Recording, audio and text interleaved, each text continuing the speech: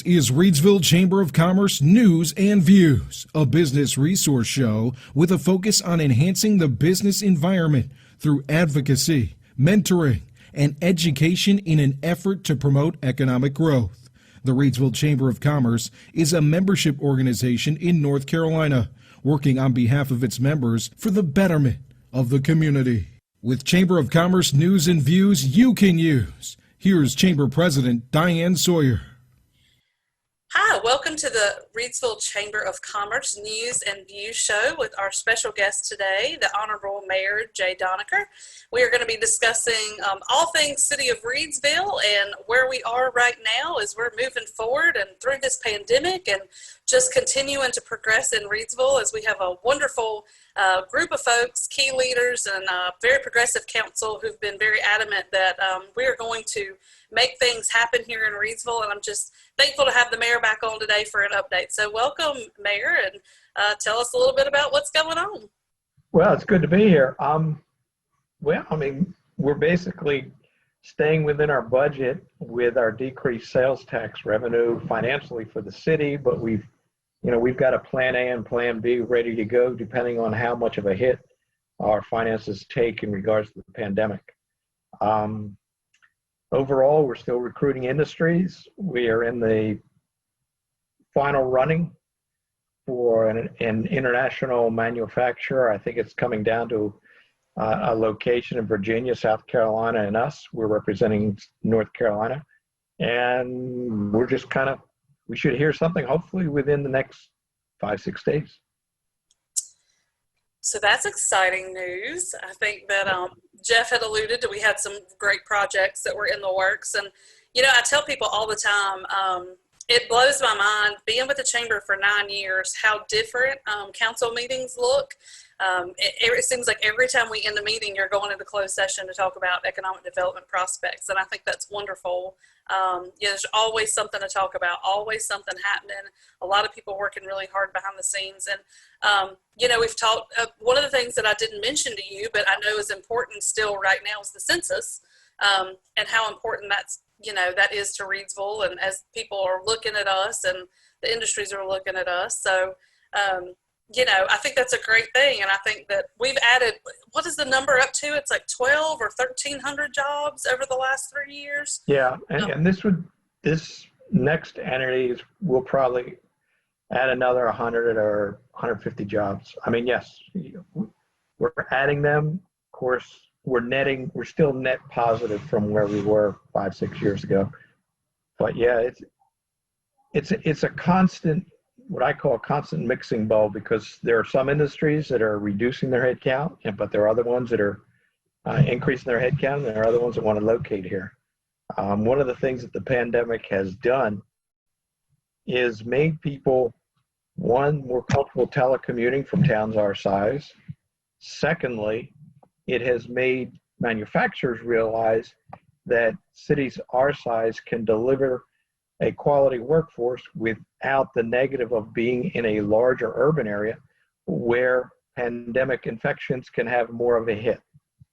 So there's a nice balance here. And then of course with hurricane season, that kind of reminds many people who live along the Gulf Coast and the coastal Southeast United States that sometimes it's better to be further inland and maybe just rent a place for the different summers. Absolutely. It's very interesting to me that we discuss kind of quality of life and being in a smaller town. And when the pandemic hit, oh my gosh, the calls coming from all over the place because people wanted to live in a less densely populated area. And one of the things that the trends that we've seen and that I've pointed out to people, industry, business, work is, you spend a lot of time at work. They don't call them work families for nothing. We spend 40 plus hours a week with our work family. And so there's been a lot of workplace breakouts. We've had the outbreak of COVID in several different workplaces because people work together and they're a little more comfortable and they kind of get more lax versus going into the store or going out in public and mixing with people that they don't know. So I think that's a really valid point. This is a great place because it's more rural and there's not so many people gathered in one place in a workplace. But Reidsville has just positioned itself over many, many, many years, dating back to, Lake Reidsville, and different pieces of infrastructure and water rates. And I'm always found that a really interesting conversation, and how Reidsville portrays itself in showing the truth of where we are when it comes to things like tax rates and the water rates versus where other neighboring municipalities are in this county and around this county compared to what the state says that you should do. And the city of Reidsville has done an amazing job in placing itself for future position, whereas others are really struggling to keep up. And they struggle with, residential and commercial. I mean, you hear residential people saying, I've waited weeks for somebody to come and correct something or to come and replace something, and they're not getting that service. And it's just something that doesn't happen in the city of Reidsville. And we just have a lot to be proud of when it comes to that, I think. I agree. There's a balance between your fiscal policy and your what you deliver for services to the customers on your infrastructure, but also what you provide to your community for your nice to-dos. People can make a huge list of what they want for a community, but then when you match it with your fiscal abilities, it shortens quite dramatically. And so you have to be willing to incrementally start delivering on improving the quality of life over a period of time when you can afford to do it. And there is a balance to what a community can truly afford and what it thinks it can afford. There are communities in which they don't think they can afford anything, and they basically say for every dollar I'm being taxed is worth $1 in my back pocket. And then there's communities that say we're all in this together and we're going to make everybody's life a little bit better because as a community we can afford that little bit step of improvement. And that's where Reidsville lands. And you need a council that can work together and kind of balance what some people feel is needed with what reality is, with what is financially able to be accomplished. And this isn't a matter of what we have in the bank and that's what we spend. This is a matter of having the right low debt load, having cost centers identified so you truly know the cost and what you need to meet those financial responsibilities. And so for that, you need a good city manager. You need a council that can discuss this and be aware of how this goes. You need to have a good finance director. We've had the same finance director in the family for Reidsville now for over 30 years. And so you can't beat that consistency. It's mother handed to son, but it has really been successful. An award-winning financial department.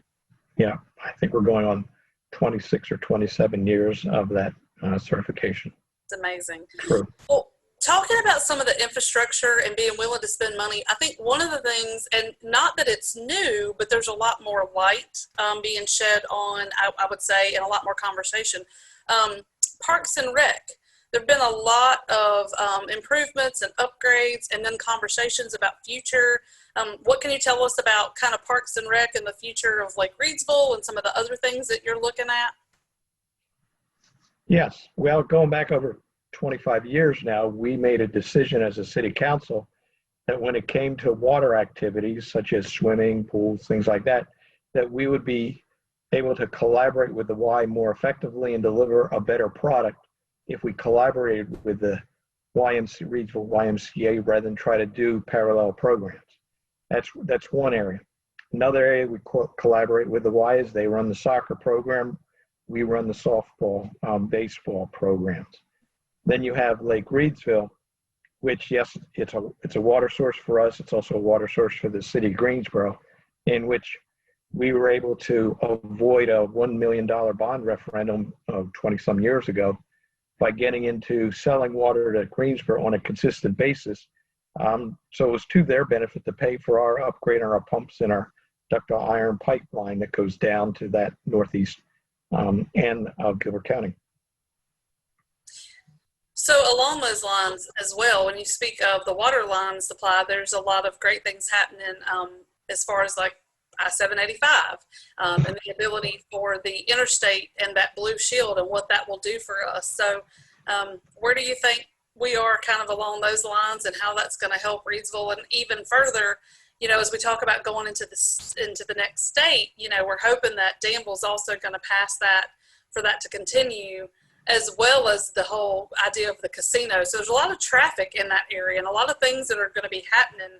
And how is Reidsville positioned to take advantage of that?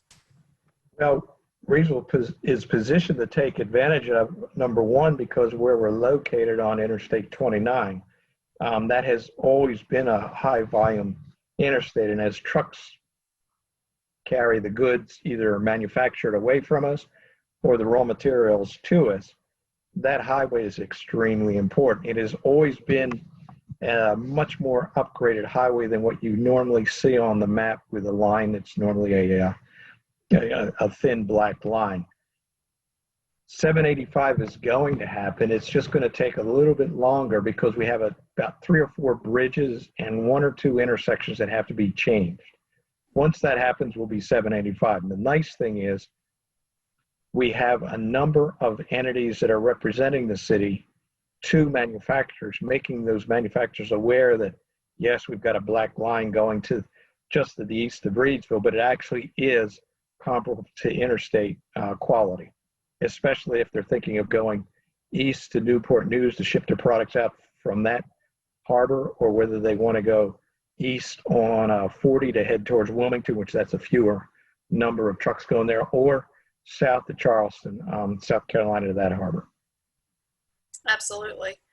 And, you know, so another thing, I think I shared with you that we were doing a show with Cone Health, and we were discussing the merger with Centera Healthcare and what that looks like for Annie Penn Hospital, what that looks like for Cone Health, how it's going to affect Reidsville. And would you say that you think that it's going to be an improvement and a great partnership, and that it's going to be a positive thing for Reidsville in the way that they believe it's going to be?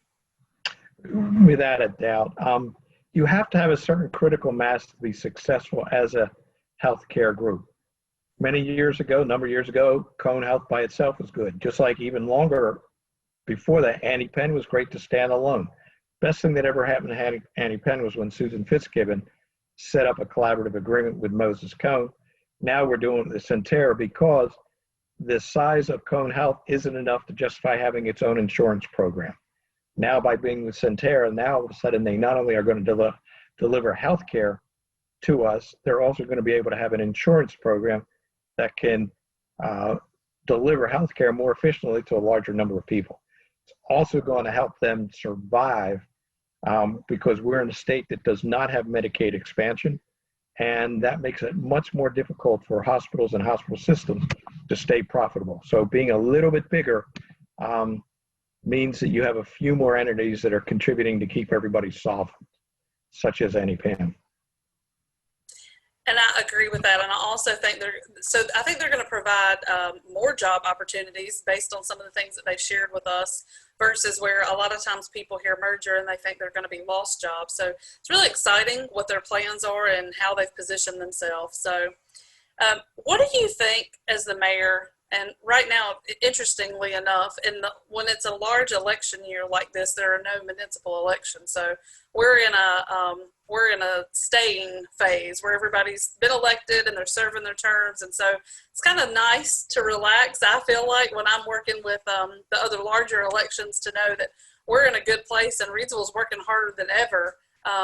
What are you most excited about right now? What do you think that some of our best potential is for moving forward? And what do you think that is just going to be that thing that you're going to look back and say, I'm so glad we did that, and I'm just amazed at how that came together? Well, I think right now we're still taking advantage of things that we've already done in the past, and we haven't taken full advantage of them yet. We still have an industrial park that needs to be expanded. We still have a waterworks that can provide more water to more people efficiently, probably in the southeastern quadrant of the county more than what we are. We are about ready to probably have some more collaborative programs happening with the YMCA so that we could deliver a better product, whether it's more soccer fields, whether it's more baseball fields. That won't be with the Y, that will be more with us and this college minor league league that we're in the process of getting involved with. I think basically we're going to weather the storm of the pandemic, and we're just going to keep building on the foundation that we've already put in place. We have programs that want to attract more 55 plus real estate developments, and that will help our property owners here in the local area to have another market for them to market their property to. Basically, we're just building on what is already here. Of course, we always are looking for what are called black swans out there that just drop out of the sky, and we want to take advantage of them. But because our finances aren't so tight and buttoned up, if there's a financial investment that we need to go forward, we do. Whether it's getting involved with Lucky City Brewery so that can move forward a little bit more quickly, or getting involved with a group down in Liberty that wants to and will be improving our Rockingham Theater and have live performances. So we're going to continue to emphasize arts and entertainment, but we're building on all the foundations of what we've already done. So speaking of downtown development, tell us a little bit about the train depot idea, not the train depot, sorry, the depot district idea in the downtown development, where that kind of came from and where it's going. Well, see, that is what I consider a black swan. The real estate developer was in a neighboring community. He saw what we were going through here, wanted to become involved, and now we have what is going to be developed as the depot, in which it's going to be a maker space. It's going to be a place where there are going to be some restaurants. Once the pandemic allows restaurants to go out and start feeding people at the level that you can make it worth your while to be in the restaurant business. But right now, that person is renovating the old Nonnelly studios and getting everything in place to be able to create the depot over across the tracks where Adams Electric used to be located. So we're excited. But it's very exciting. While restaurants aren't able to succeed at this very moment, there are those who are looking forward and getting some really good loans that they can start developing and be ready for when we do have a bounce back and people are vaccinated and can come out and interact like we used to, 9 months ago. I think that everybody's looking forward to that. I think that especially, as you and I had discussed previously, with the school year starting back, it's just that time of year, even if you don't have children in school, like that time of year where everything kind of starts over fresh and there's things happening and it's, the sports are changing over and the activities are changing over. But as you and I discussed, people still need to be very cautious. The summer's ending, Labor Day's coming, the swimming pools are going to close, people will be moving indoors, the temperatures are going to start to lower, and there needs to be still cautious with the 3 W's and wearing a face covering and washing their hands, and especially as flu season is upon us. So, I think that while people are excited about gathering again, we want to start moving towards doing things, but doing them in a way that can continue to be safe. And I think you and I, we've got a lot of businesses who are doing a lot of really great things to protect their customers and protect their employees. But things are just kind of almost wild right now, and where they sit and how things move forward. So I feel like, I know a handful, but most of our businesses have been really resilient. But I think there's going to be some phasing into other things that are going to still continue to affect the businesses. Like you said, the restaurants still can't operate at capacity. There's other businesses who, I have said as long as the school system looks different, as long as the kids and their learning looks different, the community looks different, the workforce looks different, And there's, you know, a constant need right now. We have all of our staffing agencies and all of our major industries are hiring. They've got more jobs than they know what to do with. And so we've seen a big shift, and we're trying to move into allowing that to kind of settle itself out and figure out where we stand. And I think that as a whole, I think Reidsville was prepared for something like this, and able to continue to move forward. And, you know, a lot of things business as usual when it came to economic development and trying to talk to people and just trying to figure out what's best.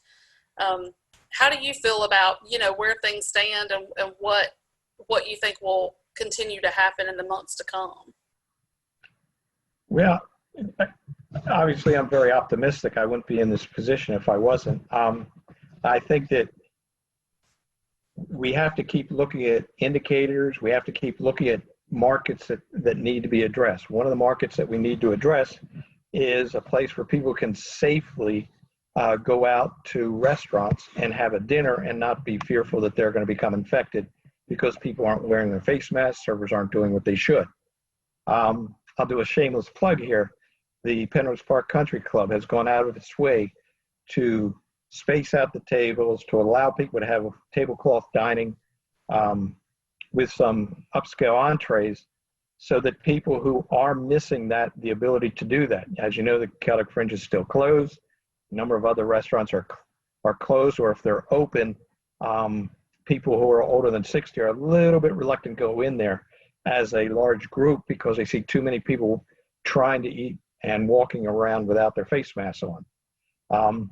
Just like the industries have been able to pivot to getting people to wear their face masks, putting plexiglass shields up so they don't spread the infection from one to the other, we as a community have to start migrating to businesses like who are doing the same thing in our restaurant business, so that those restaurants that are making these changes will stay solvent and weather this storm. The restaurant business is difficult right at this very moment. I also see, again, the brewery's going to be opening in October, and that's going to be a good thing, and that's going to have social distancing associated with it. So there are areas that we have to meet that need of the ability of people wanting to come out and socialize, but without spreading infection. At the same time, we've got, in the last week, 8 days, we've got 20% increase in infections, 28% in hospitalizations. So there is a mixing of people going on that's still causing this infection to get a little bit worse than what we really wished it would be. So it gets back to the 3 W's, just like you said, and that we have to get a little bit more disciplined in how we interact with each other. Because if we do, there's a large segment of our population that are sitting on the sidelines wanting to socialize, but don't want to socialize and risk getting infected. So. Absolutely. Well, we're almost out of time. Is there anything that you want to discuss or want to add that maybe we haven't hit on, or things that maybe I'm not aware of to ask you about? No, I just want to emphasize everybody needs to really do the 3 W's. There is a vaccine trial going on over at Wake Forest Baptist. I'm participating in it. They are still looking for people to sign up and volunteer. I'd strongly recommend it, because the sooner we get 1 or 2 or 3 vaccines out, the better chance all of us will be able to get enough people vaccinated so that we don't have to do the 3 W's as conscientiously as some of us are doing. Absolutely. Agree and understand. And as you know, and I've mentioned before, this has been a tough time for me on a personal level. You know, just having been in the public health world, and that's my background, and, you know, now being the chamber president, I think that's the biggest and hardest piece for me, was trying to marry those two and make people understand that we want the businesses to be successful. We want them to be open. And what was the best way for them to do that? We've had some restaurants who have adapted so well, you know, by adding a second drive-through or adding services, or you know, we have one restaurant who does a really great business, and they closed everything down and they're strictly takeout, and their parking lot stays packed. And then you've got somewhere like Firsties, who's a buffet, and that they needed to be able to do that to survive, and they worked really hard with the health department to be sure that they were doing everything properly, and that people were able to to spread out, but to do the 3 Ws and do all those things so they can provide a safe place for people to still be fed, because honestly, it's still a struggle sometimes to go to the grocery store and get all the things that you need to feed a family. So, a lot of people were using the restaurants to support them, but also to feed their families because it's been a difficult time. So, Yeah, I'm glad you mentioned Firsties because they really have gone the extra mile. So is Monterey's. El Corral has tried very hard, and they're trying to get their hands around it. I think that all three of these restaurants that I just mentioned are having a hard time with patrons wanting to come in and not wear a face mask. And what those patrons don't realize is they're making it harder for that restaurant to attract other people to come in and have dinners, because they're forcing people to have to play by their rules, which is you got to take a risk in getting infected if you're going to eat here. And that is an unnecessary risk, which a lot of people take care of by they just don't come out and eat at our local restaurants. yeah, you're exactly right. Pete's and PG's, they've done really great. Pete's, PG's, Biscuitville, yep. Yeah, absolutely. McDonald's, they're doing all they can. They are, and their service has been top notch through all of it. So, there's a lot of folks that are really trying to do the right thing, and you're right. There's a lot of people who are hurting our businesses by not being willing to be conscious of those things. So we'll just keep putting the message out there and hope that people, that the light bulb maybe goes off for somebody when you say it differently. So. Oh yeah, one more thing. People need to get vaccinated. Get your flu vac. Get it now. Get it at CVS. Get it at Caroline Apothecary. Get it at Walgreens. Get it somewhere. There's somewhere it's available and for free, almost hands down. Absolutely. All over the place. Yeah. Awesome. Well, it is always a pleasure, Mayor, to speak with you and just to kind of get an update. I love having conversation. I think that there's a lot of great topics discussed, and thank you for being a part today. Oh, you're welcome, and thank you for setting this all up. I really love it. Thank you. I appreciate it. Well, that's all we have for today. Thank you for joining in on the news and views with the Reidsville Chamber, and I'm Diane Sawyer, and this was our guest, the Mayor, Jay Donnecker, and we will see you soon. You can find us at 140 South Scale Street in downtown Reidsville.